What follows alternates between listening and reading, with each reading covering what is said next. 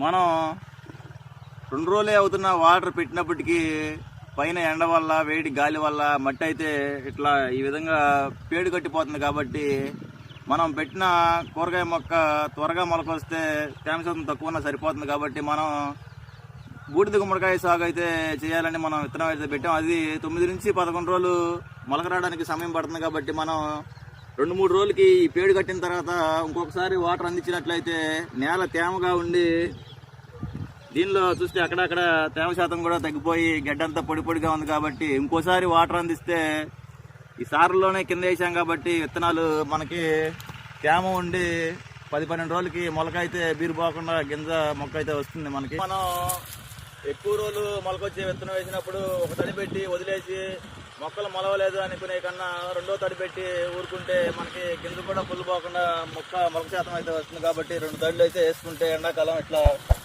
పేడు కట్టినా లోపలికి లోతుగా విత్తనం వెళ్ళినా మనకైతే మొక్కలన్నీ వస్తాయి.